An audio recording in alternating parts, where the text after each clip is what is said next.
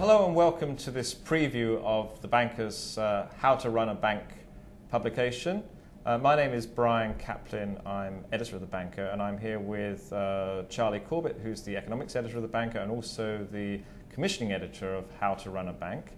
How to Run a Bank is in its second year now, and what we found was there was huge demand from our banking readership to have an in-depth look at all the technical aspects of management and corporate governance and regulation that they find very challenging now, especially in this kind of fast-changing environment. Well, Charlie, perhaps you could tell me a little bit about what we've got in How to Run a Bank this year. Well, we're covering, we've tried to leave no stone unturned in the search for rebuilding, I suppose, a new international banking system. So we've started with a broad introduction with the likes of John Varley from Barclays contributing, Peter Sands, Standard Chartered Bank.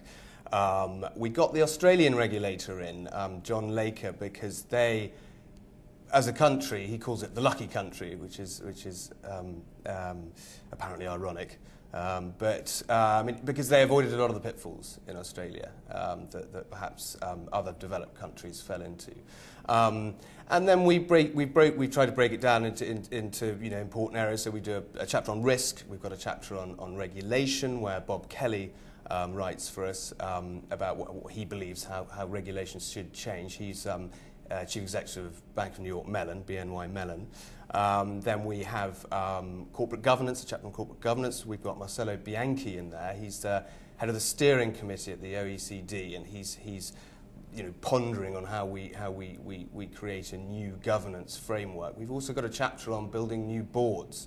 Well, one of the big issues facing banks now, and a great concern for bankers, is regulation. And banking, of course, has always been a highly regulated sector, even though there's people who think that the regulations failed very badly in the crisis. But for sure now, governments and authorities around the world are coming out with a huge list of demands and regulations that banks are going to have to conform to. And of course, the danger is that we may end up in a situation where every country has a completely different set of regulations. Is regulation something that we've looked at in depth in How to Run a Bank? Well, I think Andrew Hilton points out, he's director of CSFI, that every regulator is now going to try and prove that it's more macho than the next one. I think what banks, or a lot of people, are concerned about is that perhaps governments over-regulate, that maybe the regulations that there already are absolutely fine, but they just need to be enforced in a better way, I think.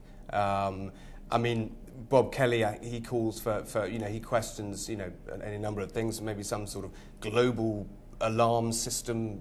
I don't know how that would work out, but generally the biggest fear is over-regulation. And I think banks, throughout this, what you'll see people saying is that they need to reach out more to all their stakeholders, and that includes the government, and that includes their shareholders, their customers, and they need to cooperate with governments, maybe perhaps just to hold them back a bit. I mean, we've seen Mr. Obama recently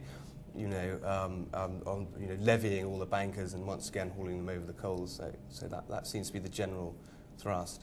Well, one of the things that seemed to come out of the crisis is that banks' risk management systems were not as effective as we might have hoped. And it seems that a lot of banks had their risk management done in a very kind of siloed way. So they had good risk management system in one department, but they didn't have a proper holistic view of the risks that they were taking across the whole of the organisation.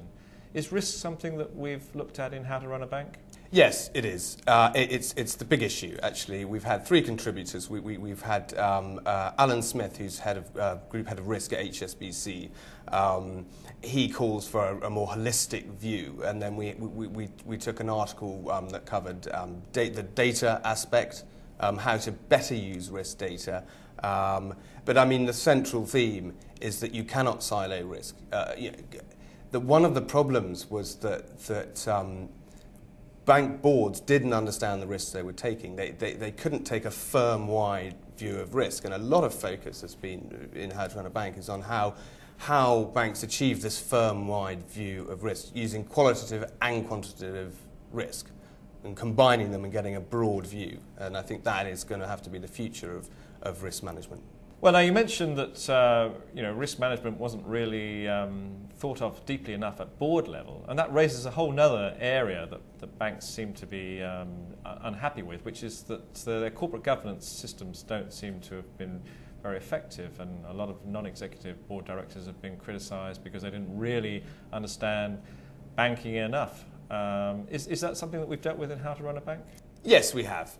We've covered it from different angles. As I said before, we have Marcello Bianchi, who's helping he's on our steering committee, head of the steering committee at the OECD on how to reframe it. Interestingly, he says that all the rules that are there, similar with regulation, are absolutely fine. It's just people didn't understand them properly, and B, they weren't enforced properly. And if you actually obey by the rules that are there, then we have a perfectly good governance structure. Once again, it comes down to enforcement. The other angle on the governance chapter we've looked at a lot is pay and compensation. One of the articles by a very senior HR consultant, Chris Roebuck, I mean, he calls for a more sensible debate. It does become silly, and I think there's a sense that we need, the public needs its scapegoat, and the public doesn't necessarily understand banking,